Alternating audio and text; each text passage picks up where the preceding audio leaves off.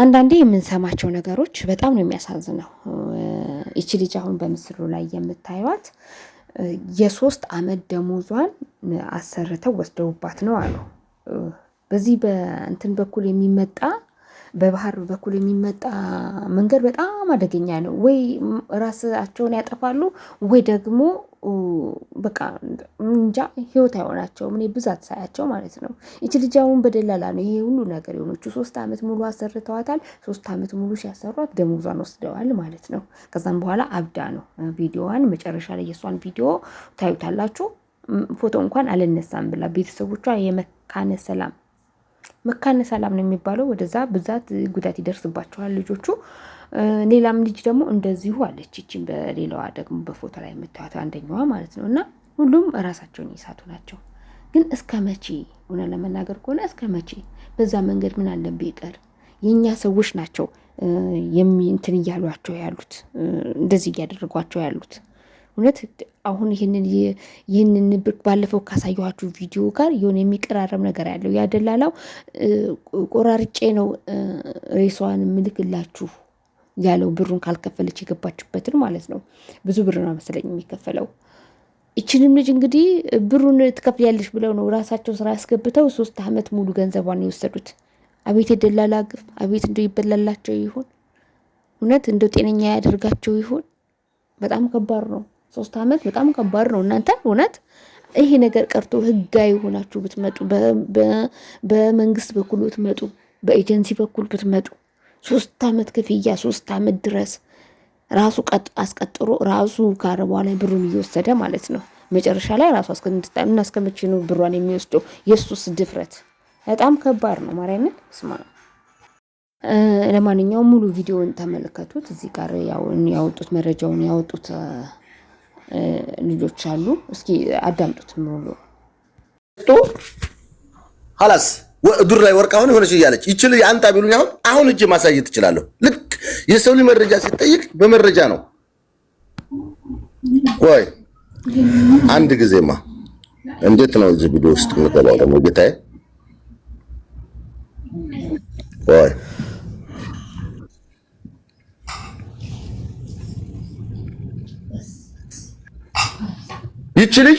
ይችልሽ 3 አመት ጅዳ ላይ አፍነው የ3 አመት ደሞዝ ተቀብለዋት ዛሬ የአሚሮ በሽተኛ ሆና እዱር ላይ ወርቃ የገነቴ ልጅ አግኝቷት እባክህ ምን እናድርግ ብለው የታገሪናት የመከነ ሰላም ልጅ ትግስት አማረ ገዛይ ትባላለች።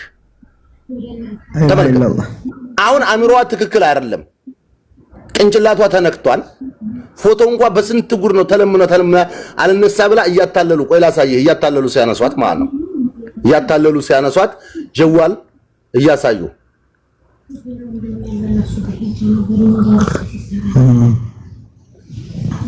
ተመልከተ። ይኸው ጀዋል በእጁ ይዞ እያታለለ ነው አልነሳም ብላ የተነሳቸው የአሚሮ በሽተኛ ሆናለች። ይቺ ልጅ የ3 አመት ደሞዝ ተቀብለዋታል።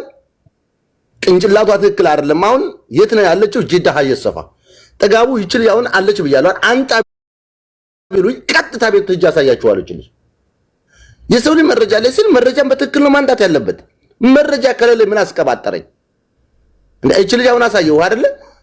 አሁን አንጥቼ እንደዛ ታሳየው በኋላ ጥጋቡ አንጣ ልጅቱን ብትለኝ አይ የለችም ማለት ምን ማለት ነው? ምን ማለት ነው? እስቲ ለዚህ መልስ የሚሰጥ ሰው አለ? እኔ ይገርመኛል አንዳንድ ጊዜ ማለት ነው። ይችል ደግሞ ላሳይህ እኔም በተራዬ ዋሳይሃለሁ አባቴ። በዚህማ የዚችማ ለየት ያለ እኮ ነው።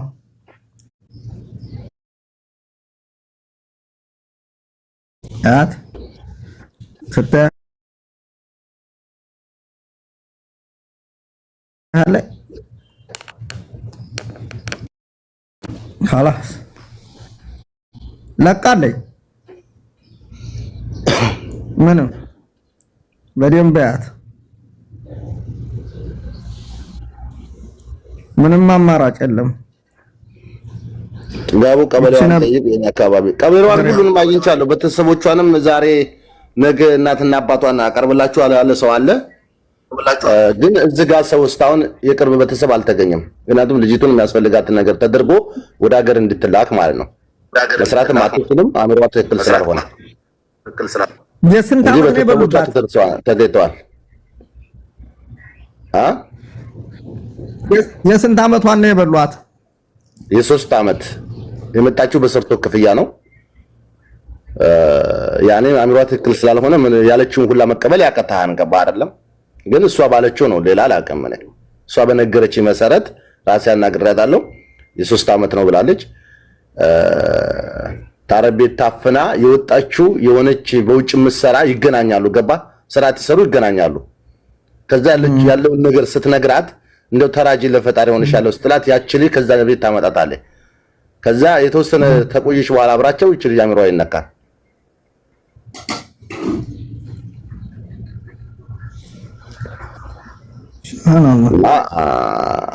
አንዳንድ ጊዜ እኛ ድምጽ ስንሆን ዙራችሁን ያነሳደባላችሁ።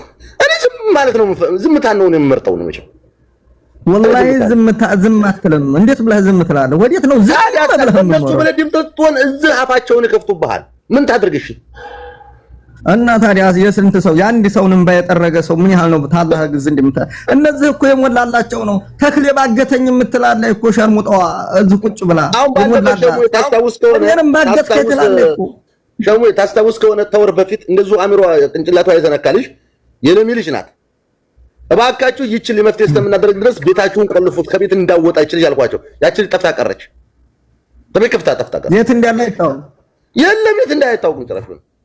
እናት ታስራለች። ኢትዮጵያ እሪ ያለች ነው። እሺ የሆነ በቃ ልጅቱ ተጠፋይ በኋላ እንደዛ ብዬ ልጅቱ ተጠፋይ በኋላ ግን ሚዲያው አንድ ሰሞን ተነቃነቀ። የት ደረሰች አንጡ የት ገባች ልጅቱ ካጠፋ በፊት አገራ እያልኩ እያለ ተጠፋች በኋላ ሪኦ ምን ማለት ነው? የሰው ልጅ ከረዳ በቁም እርዳው። ከሞተ በኋላ ወየው አይጠቅምም እንዴ?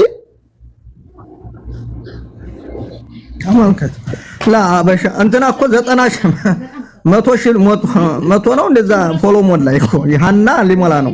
እንደገና የማሚ ደግሞ ያ ማሚ ራያው ላይ ደግሞ አሁን 180 ነው 130 እንደዛ ገብቷል ፎሎ።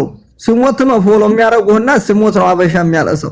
ከዛ ወደዛ خلاص የለም እንጃ። የኔ ማር የኔ ፍቅር ይላሉ ኮሜንት ላይ እኮ ነው የላኩትን ቪዲዮ ተታያዩ። በቃ ፎሎ የሚጨምረው ስሞት አንተ ጥሩ ሰው ነህ የምትባለው ስትሞት የሚያዝነው የኛ ሀበሻ ስትሞት ነው። አሁን አንተ አምሄ ቻለውን ያህል እህቶችህ